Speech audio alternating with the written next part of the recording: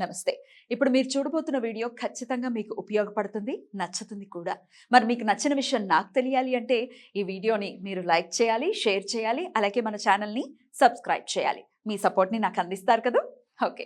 ఇప్పుడు వీడియోని స్టార్ట్ చేద్దాం. నమస్తే. Welcome to our channel. నేను కుప్పా పద్మిని. ప్రస్తుతం మనతో పాటు ప్రముఖ ఆధ్యాత్మికవేత్త, ప్రముఖ న్యూమరాలజిస్ట్, లక్ష్మీ నరసింహస్వామి ఉపాసకురాలు శ్రీమతి స్రవంతి గారు మనతో పాటు ఉన్నారు. మాట్లాడదాం. నమస్తే అక్క. నమస్తే పద్మిని. అక్క, సింధూరం గురించి ప్రస్తావన వచ్చినప్పుడు, సింధూరం వైశిష్ట్యం గురించి మాట్లాడుకోవాలన్న పరిస్థితి వచ్చినప్పుడు ఖచ్చితంగా ఆంజనేయ స్వామికి సింధూరం అంటే ఎంత ప్రియమో మనం అంటే తెలిసిన వాళ్ళకి తెలిసే ఉండుండొచ్చు, తెలియని వాళ్ళ కోసము రామాయణంలో వాల్మీకి రామాయణంలో మరి నేనైతే వినలేదు, కానీ ఎవరో చెప్తే విన్నాను. సీతమ్మ తల్లి సింధూరం ధారణ చేసేవారట. ఎందుకమ్మా నువ్వు ధారణ చేసావని ఆంజనేయ స్వామి అడిగితే రామచంద్రమూర్తికి చాలా ఇష్టంట అంటే మొత్తం ఒళ్ళంతా పూసేసుకున్నారట ఆంజనేయ స్వామి. భలే ఆనందం అనిపించింది. మొత్తం ఒళ్ళంతా. నిజమే కదా, ఆయన ఎప్పుడు మనం సింధూరంలోనే చూస్తూ ఉంటాము. అసలు సింధూరం వైశిష్ట్యం గురించి, అలాగే ఎలాంటి ప్రాముఖ్యత ఉంది అసలు సింధూరానికి, ఎలాంటి ఇబ్బందుల నుంచి అధిగమించడం కోసం సింధూరాన్ని మనం వినియోగించుకోవచ్చు, ఇట్లాంటి విషయాలు ఒక్కసారి మీ ద్వారా అక్క. తప్పకుండా చెప్తాను. కొంతమంది చాలా గొడవలు అవుతున్నాయండి, మాకు విపరీతంగా గొడవలు అయిపోతున్నాయి. నేను ఎవరితోనో మాట్లాడితే అది గొడవే అవుతుందండి. నేను గుడికి వెళ్ళొస్తే గొడవ అవుతుందండి. లేదు, గుడికి వెళ్ళొచ్చినా కూడా గొడవలు అవుతున్నాయి. గుళ్ళో గొడవలు పడతామని చూస్తూ ఉంటాం కదా. నేను గుడికి వెళ్ళొస్తాను, మా ఆవిడతో గొడవ అవుతుంది, లేకపోతే బయట వాళ్ళతో గొడవలు అవుతాయి. ఇలా నాకు ఎంతమంది కాల్స్ చేసి మాట్లాడుతూ ఉంటారు. అయితే అలాంటి వాళ్ళైనా కానీ సింధూరం ఆంజనేయ స్వామి గుడికి వెళ్ళి మీరు పూజ చేయించండి. పూజ చేయించేటప్పుడు మనం ఏం చేయాలి, ఒక సింధూరం డబ్బా, చక్కగా చెమేలి ఆయిల్ అంటారు ఇక్కడ, సంపెంగ నూనె, అది తీసుకొని స్వామివారికి ఇవ్వండి. ఇచ్చి చక్కగా మీరు స్వామికి సమర్పించేసండి. వాళ్ళు రాస్తారు కదా, అప్పుడు గుడి నుంచి కొంచెం సింధూరం తెచ్చుకోండి. బయట పెడతారు చూసారా, అక్కడి నుంచి కొంచెం ఒక డబ్బాలో చక్కగా తెచ్చుకోండి. అయితే సింధూరం వాడేటప్పుడు చాలా జాగ్రత్తగా వాడిన తర్వాత ఎటువంటి పరిస్థితుల్లోనూ చేతులు సబ్బుతో కడుక్కోవాలి.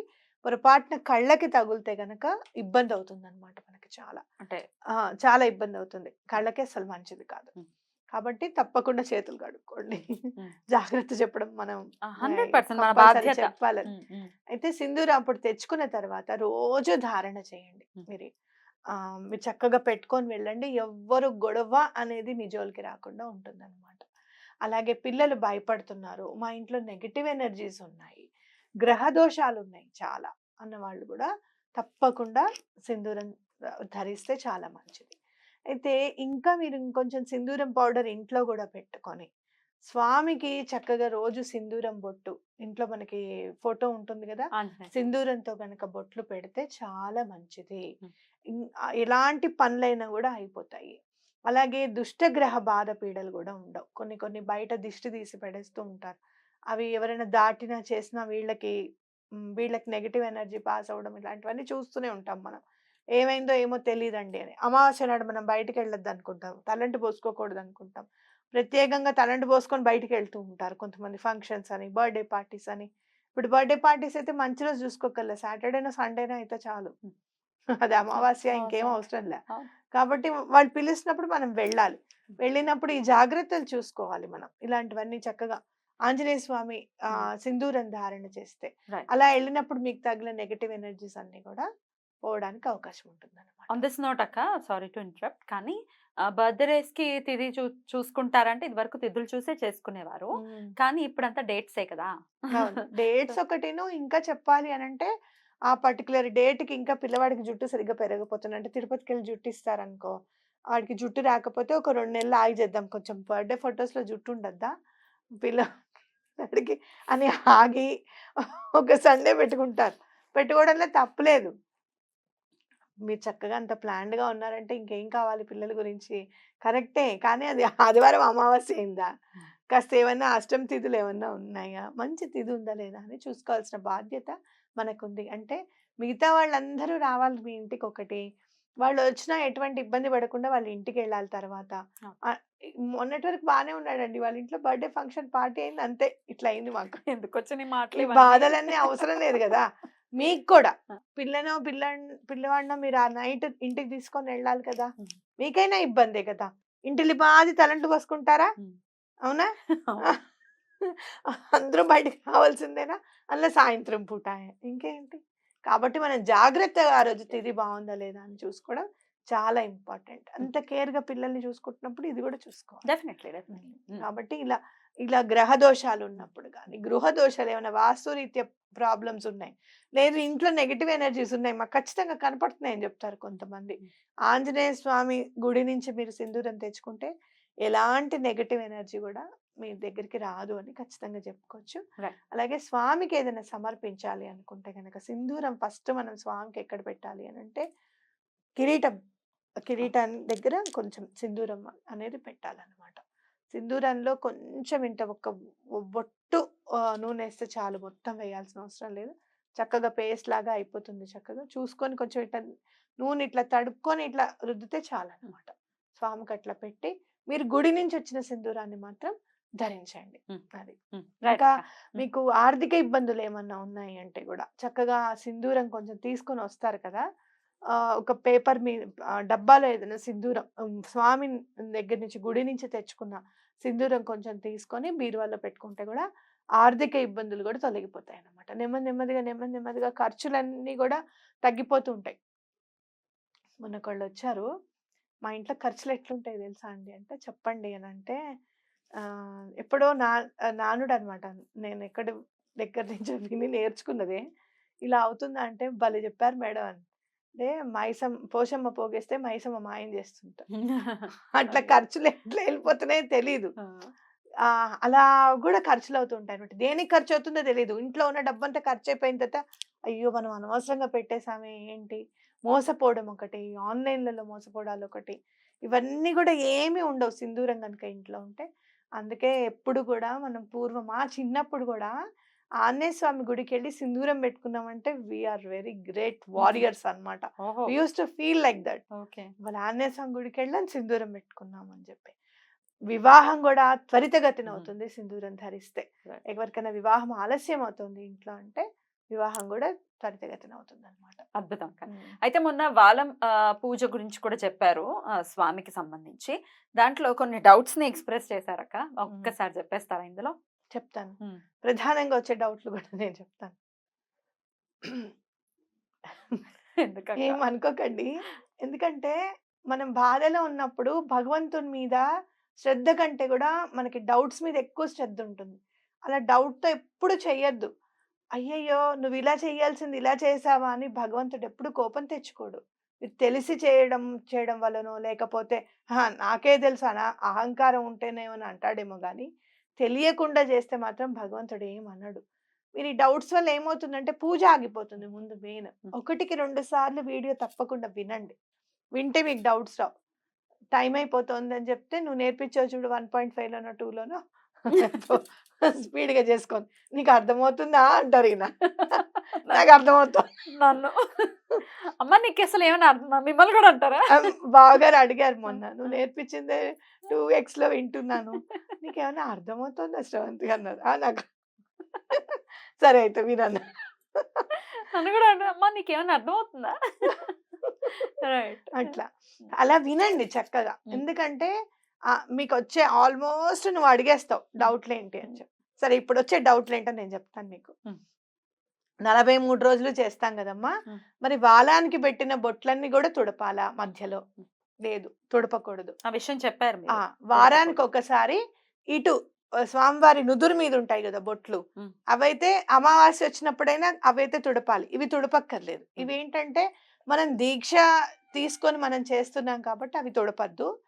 నిదురు మీదున్న బొట్లు వరకు తుడిపి చక్కగా ఫ్రేమ్ కంటేన దుమ్మంతా తీసేసి అక్కడ మళ్ళీ బొట్లు పెట్టండి. అదొక డౌట్. రెండో డౌట్ ఏంటంటే, సింధూరం ముందు పెట్టాలా? గంధం ముందు పెట్టాలా? ఏదైనా పర్వాలేదు. సింధూరము అనేది ఆడవాళ్ళకి తీసుకుంటే గనక జనరల్‌గా పూర్వం గంధం పెట్టుకొని ఇచ్చేవారు గాదు కదా పద్మిని? ఆడవాళ్ళని. అవునా? మీ ఇంట్లో గూడా అలవాటుందా అట్లా? ఎప్పుడు వినలేదు. గంధం తీసుకుంటే మాకిట్లా రాసుకోమనేవారు. ఓన్లీ ఇక్కడే. అవును. ఇక్కడే. కంఠానికి. నుదుటికి మాత్రం గంధం పెట్టుకోవద్దనే చెప్పేవాళ్ళు మన ఎప్పుడు చిన్నప్పుడు. వినలేదు. పెట్టుకోమని వినలేదు. అవును. కరెక్టే. వద్దనే ఎప్పుడు అనేవాళ్ళు. ఇక్కడే. ఎక్కడైనా స్వామివారిది గంధం ఇచ్చినా ఇలా రాసుకోమనేవాళ్ళు. మా అమ్మ వాళ్ళ ఆడవాళ్ళైతే గనక. మగవాళ్ళు మాత్రం గంధం ధారణ చేయొచ్చు. ఇక్కడ మీరు చూసుకుంటే గంధమేమో మగవారిది. సింధూరమేమో ఆడవాళ్ళ కిందకి తీసుకోవచ్చు. కాబట్టి సింధూరం అయినా మొదలు పెట్టచ్చు, గంధమైనా మొదలు పెట్టుకోవచ్చు. అయితే సింధూరం పౌడర్‌లో వాటర్ ఏసేస్తే ఇలా పారిపోతుందండి సింధూరము ఉండట్లేదంట. వాటర్ వేస్తున్నారా? అయ్యో!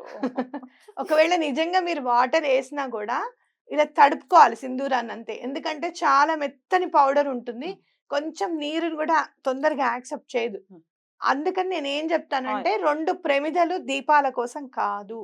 2 ప్రమిదలు విడివిడిగా తీసుకొని కొంచెం సింధూరం, కొంచెం గంధం వేసేసి పైన మూత ఉన్నవే తీసుకోండని చెప్తా. ఎందుకంటే మళ్ళీ దుమ్ము పడకుండా నెక్స్ట్ డే స్వామికి పెట్టాలి గదా! హ్మ్. హ్మ్. అయితే కనీసం న్యూస్ పేపర్ పెట్టండి. ప్రమిదలకి మూతలు ఉండవంటే న్యూస్ పేపర్ పెట్టండి. హ్మ్. తప్పులేదు. హ్మ్. చక్కగా సింధూరం ఇలా తీసుకున్న తర్వాత కొంచెం ఇట్లా తడి చేసుకొని, వేలుని తడి చేసుకొని ఇలా ఇలా రంగరిస్తే హ్మ్. చక్కగా పేస్ట్ లాగా వస్తుంది మీకు. హ్మ్. ఇంకొంచెం ఇట్లా వేలుని పెట్టి ఇట్లా అంటే ఇంకొంచెం వస్తుంది. హ్మ్. అది చక్కగా అది బొట్టు పెట్టండి. హ్మ్. అలానే గంధం గూడా. హ్మ్. అలా పెట్టండి. గంధంలో నీళ్లు పోసుకున్నా ఏం గాదు. కొంచెం కరిగిపోతుంది తొందరగానే. హ్మ్. ఇది మెయిన్ ఇంపార్టెంట్.